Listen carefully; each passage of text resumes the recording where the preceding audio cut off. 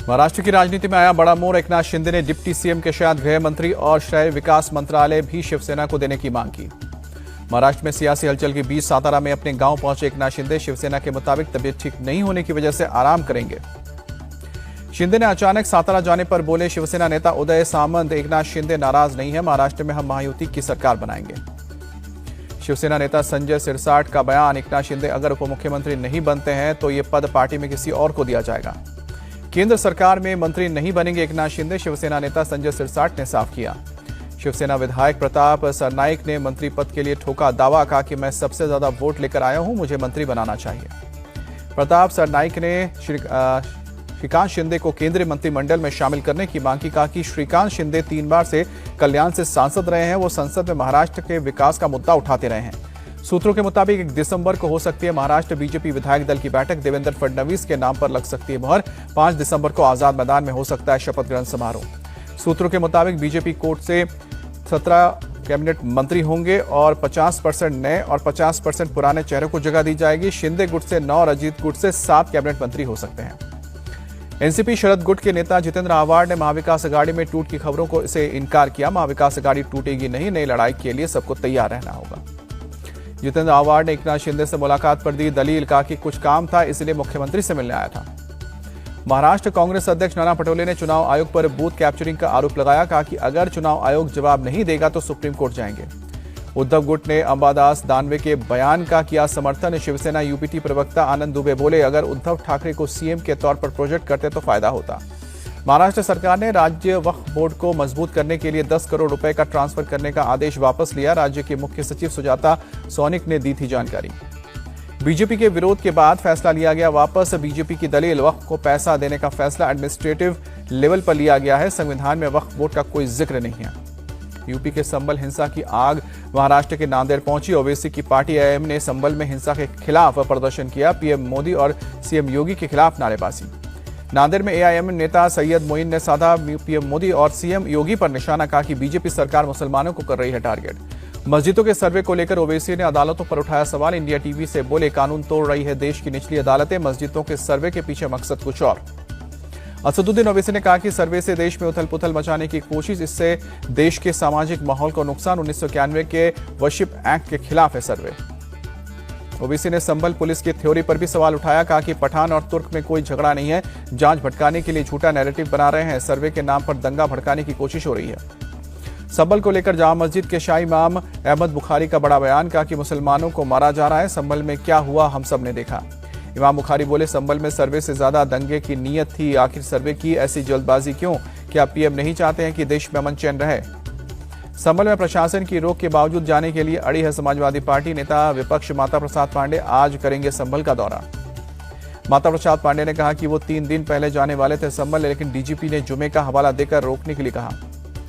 संभल Jama Masjid case पर supreme court का बड़ा आदेश, निचली अदालत के 8 जनवरी तक एक्शन लेने पर रोक। सर्वे रिपोर्ट भी सीलबंद लिफाफे में रहेगी। सुप्रीम कोर्ट ने मस्जिद कमेटी को हाई कोर्ट जाने के लिए कहा। हाई कोर्ट को भी दिया है निर्देश, याचिका की लिस्टिंग 3 वर्किंग डे के अंदर करें। सुप्रीम कोर्ट ने कहा कि संभल में हर हाल में शांति और सद्भाव जरूरी है, जिला प्रशासन को पीस कमेटी का गठन करने का निर्देश। संभल विवाद पर इलाहाबाद हाईकोर्ट पहुंचा हिंदू पक्ष, कैविट दाखिल करके अपील की। कहा कि मुस्लिम पक्ष की याचिका पर हिंदू पक्ष को सुने बिना कोई आदेश पारित न करे। सपा सांसद जियाउर रहमान बख्श ने सुप्रीम कोर्ट के फैसले का स्वागत किया। कहा कि हिंसा की जांच सुप्रीम कोर्ट के जज से कराने की मांग। सुप्रीम कोर्ट के आदेश पर डिप्टी सीएम केशव प्रसाद मौर्य ने, सरकार हमेशा कोर्ट के आदेश के साथ है, सपा के लोग करते हैं उल्लंघन। केशव प्रसाद मौर्य ने कहा कि माहौल खराब करने की कोशिश ना करे सपा और उनके गुंडे, ऐसा हुआ तो डूब जाएगी सपा। संभल में इंटरनेट सेवा बहाल की गई, लेकिन राजनीतिक दलों के आने पर पाबंदी अगले 10 दिन बढ़ाई गई। राहुल और प्रियंका गांधी का आज से 2 दिन का वायनाड दौरा, कोझिकोड और मल्लापुरम में भी कई कार्यक्रम में हिस्सा लेंगे। दिल्ली में कांग्रेस वर्किंग कमेटी की बैठक, महाराष्ट्र और हरियाणा में मिली करारी शिकस्त पर हुई चर्चा। राहुल प्रियंका बैठक में रहे मौजूद।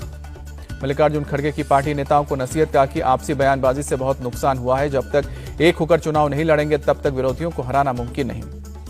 मल्लिकार्जुन खड़गे ने कहा कि माहौल पक्ष में होने के बावजूद हम हारे हैं, अब हमें माहौल को नतीजे में बदलना सीखना होगा। पुराने धर्रे पर चलकर हर समय कामयाबी मिलने से जरूरी नहीं मिले। कांग्रेस वर्किंग कमेटी की बैठक में अडानी मणिपुर हिंसा और सांप्रदायिक तनाव पर बात हुई। प्लेसेस ऑफ वर्शिप एक्ट 1991 के पालन की प्रतिबद्धता को दोहराया गया। दिल्ली कांग्रेस के अध्यक्ष देवेंद्र यादव का बयान, हम दिल्ली की सभी 70 सीटों पर चुनाव लड़ेंगे, हमारा किसी से कोई गठबंधन नहीं होगा, चुनाव के बाद हमारा सीएम तय होगा।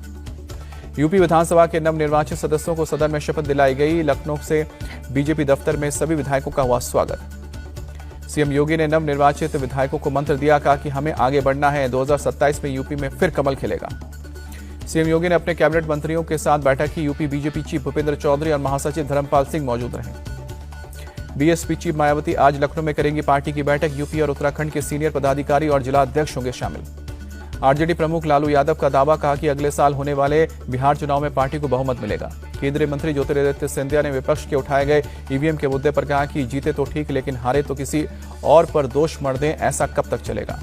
ज्योतिरादित्य सिंधिया ने निशाना साधते हुए कहा कि जो खुद को पहचानना नहीं चाहते हैं, जो अपनी कामियां नहीं देखना चाहते हैं, उनकी मदद कौन कर सकता है।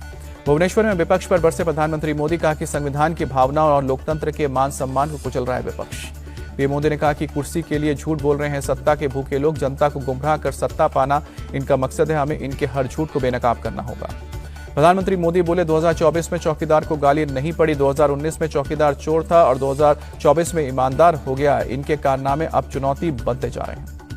भुवनेश्वर में प्रधानमंत्री नरेंद्र मोदी का रोड शो, एयरपोर्ट से लेकर राजभवन तक के रास्ते में सड़क के दोनों ओर उमड़ा हुजूम, मोदी मोदी के नारे लगे। एमपी के सीएम मोहन यादव ने जर्मनी के स्टुटगार्ट में लैब कंपनी के कैंपस का किया दौरा, जर्मनी के कई कारोबारियों से मुलाकात भी की। सीएम मोहन यादव ने जर्मनी के कारोबारियों को मध्य प्रदेश में निवेश करने का भी न्योता दिया। भोपाल में फरवरी में होने वाले ग्लोबल इन्वेस्टर समिट में बुलाया। हरियाणा सरकार में मंत्री अनिल विज ने कैथल रोडवेज डिपो का किया दौरा। ड्यूटी में लापरवाही बरतने की वजह से एक चालक और स्टेशन सुपरवाइजर को निलंबित किया। अनिल विज ने रोडवेज डिपो में व्यवस्थाओं के बारे में लिया जायजा, अधिकारियों से लिए हालत की जानकारी। आंध्र प्रदेश के उप मुख्यमंत्री पवन कल्याण पहुंचे काकीनाडा बंदरगाह। समुद्र में एक नाव पर सवार होकर राशन चावल से भरी एक नाव का किया निरीक्षण। पवन कल्याण ने 38,000 मीट्रिक टन चावल की आपूर्ति के बारे में जानकारी मांगी। अधिकारियों से पूछा कि वो बड़े पैमाने पर चावल की अवैध ढुलाई रोकने के लिए क्या कर रहे हैं। काकीनाडा बंदरगाह के दौरे पर पवन ने तस्करी में शामिल एक जहाज को तत्काल जब्त करने का आदेश दिया। अधिकारियों को जांच का निर्देश भी। बाबा बागेश्वर की यात्रा समाप्त होने पर बोले, जगत गुरु रामभद्राचार्य, हिंसक नहीं होता है हिंदू, हमें कटना नहीं है, बंटना नहीं है, एक रहना है। रामभद्राचार्य ने कहा कि 21वीं सदी हिंदुओं की होगी, मथुरा जन्मभूमि हिंदुओं को मिलेगी, जो हिंदू की बात करेगा वो सत्ता में राज करेगा। बंगाल विधानसभा परिसर में बीजेपी विधायकों ने ममता सरकार के खिलाफ प्रदर्शन किया। हिंदू देवी देवताओं के अपमान का मुद्दा उठाया। बीजेपी विधायक दिवाकर घरामी बोले, बंगाल में हिंदू देवी देवताओं की मूर्तियां तोड़ी जा रही हैं, हम इसी मुद्दे पर चर्चा चाहते हैं। स्पीकर ने हमारी मांग ठुकरा दी।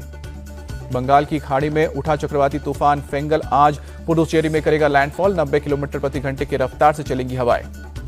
पुडुचेरी में चक्रवात फेलांग की वजह से तटीय इलाकों में हुई बारिश, समंदर में उठी ऊंची लहरें। चक्रवात फेंगल को देखते हुए प्रशासन अलर्ट, कई रास्तों पर की गई बैरिकेडिंग। चेन्नई के कई इलाकों में बीती रात हुई बारिश, आम जनजीवन प्रभावित। बारिश की वजह से सड़क यातायात प्रभावित, गाड़ियों की रफ्तार धीमी, कई जगह पर जाम जैसे हालात। चंडीगढ़ क्लब ब्लास्ट में 2 आरोपी हिसार से गिरफ्तार किए गए। एनकाउंटर के दौरान दोनों के पैरों में गोली लगी। हिसार के बाईपास टोल प्लाजा के पास रोके जाने पर दोनों ने पुलिस पर फायरिंग की थी, जवाबी कार्रवाई में घायल हुए। हापुड़ में जमीन की पैमाइश को लेकर 2 पक्षों में टकराव, एक पक्ष ने दूसरे पक्ष पर पथराव किया। घर की छत से दूसरे पक्ष पर पथराव करते नजर आए लोग, पुलिस ने मुकदमा दर्ज करके मामले की जांच शुरू की। लखनऊ में फोम और फर्नीचर की फैक्ट्री में भीषण आग लगी, बड़े पैमाने पर नुकसान की आशंका, किसी तरह की जनहानि की खबर नहीं। देखते ही देखते आग ने पूरी फैक्ट्री को अपनी चपेट में लिया। एहतियातन आसपास के घरों को खाली कराया गया। घंटों की मशक्कत के बाद दमकल की गाड़ियों ने आग पर काबू पाया। शॉर्ट सर्किट से आग लगने की जताई जा रही है आशंका।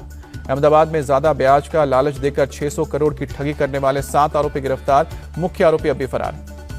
नागपुर में पुलिस ने दिल्ली से बंटी बबली को पकड़ा। कंप्यूटर शॉप खोलने के नाम पर 16 लाख रुपए के 38 लैपटॉप लेकर नागपुर से भाग गए थे। जम्मू कश्मीर में आतंकियों की मदद करने के आरोप में 2 सरकारी कर्मचारी बर्खास्त, टेरर लिंक के सबूत मिलने के बाद एलजी ने की कार्रवाई। बांग्लादेश में हिंदू समेत तमाम अल्पसंख्यक पर अत्याचार का मामला, देश भर में वीएचपी विरोध प्रदर्शन करेगी। वीएचपी नेता विनोद बंसल का सवाल, क्या यूएनएचआरसी सिर्फ कागजी कार्रवाई करने के लिए है? भारत के विपक्षी दल खामोश क्यों हैं? इस्कॉन कोलकाता के उपाध्यक्ष राधा रमन दास ने कहा कि हम चिन्मय कृष्ण दास की सुरक्षा को लेकर चिंतित हैं। जिस जेल में वो बंद है वहां कई अपराधी हैं। राधारमन दास ने इस्कॉन बांग्लादेश के खाते फ्रीज होने की खबर पर भी चिंता जताई। कहा कि बांग्लादेश में अल्पसंख्यकों के साथ जो हो रहा है उसके खिलाफ सबको खड़ा होना चाहिए। कोलकाता में बांग्लादेश डिप्टी हाई कमीशन के बाहर इंडियन सेक्युलर फ्रंट के कार्यकर्ताओं का प्रोटेस्ट। बांग्लादेश में अल्पसंख्यकों पर हो रहे अत्याचार पर नाराजगी जताई। बांग्लादेश में हिंदुओं पर हो रहे अत्याचार पर भारत ने विरोध जताया। विरोध करते हुए विदेश मंत्रालय ने कहा कि हमने बांग्लादेश सरकार से अल्पसंख्यकों की सुरक्षा की जिम्मेदारी लेने के लिए कहा है। लोकसभा में भारत के विदेश मंत्री डॉक्टर एस जयशंकर ने बांग्लादेश को लेकर बयान दिया। कहा कि सरकार की जिम्मेदारी है कि वो अल्पसंख्यक समेत सभी नागरिकों की रक्षा करे। बांग्लादेश सरकार ने कोलकाता में अपने डिप्टी हाई कमिश्नर के बाहर प्रोटेस्ट को लेकर चिंता जताई। भारत सरकार से कमीशन के लोगों को सुरक्षा देने की मांग। दूसरी तिमाही में देश की जीडीपी 5.4% दर्ज की गई। आरबीआई ने 7% का अनुमान जताया था। चैंपियंस ट्रॉफी को लेकर आईसीसी की पीसीबी को 2-2 का हाइब्रिड मॉडल स्वीकार करो, नहीं तो टूर्नामेंट से बाहर कर दिया जाएगा। आईसीसी की हुई बैठक में नहीं निकला नतीजा। फैसले को लेकर आज फिर होगी मीटिंग। पाकिस्तान में होने वाली चैंपियंस ट्रॉफी में खेलने से भारत ने कर दिया है इनकार। एडिलेड टेस्ट से पहले टीम इंडिया को मिली गुड न्यूज। भारतीय बल्लेबाज शुभमन गिल ने नेट्स में जमकर प्रैक्टिस की। सोशल मीडिया पर शुभमन गिल का प्रैक्टिस वीडियो वायरल हुआ। विश्व शतरंज चैंपियंस ट्रॉफी में चौथी बाजी ड्रॉ। 42 चाल के बाद भारत के डी गुकेश और लिंग लिरेन ने ड्रॉ कर जताई सहमति। 14 दौर में सबसे पहले 7.5 अंक हासिल करने वाला बनेगा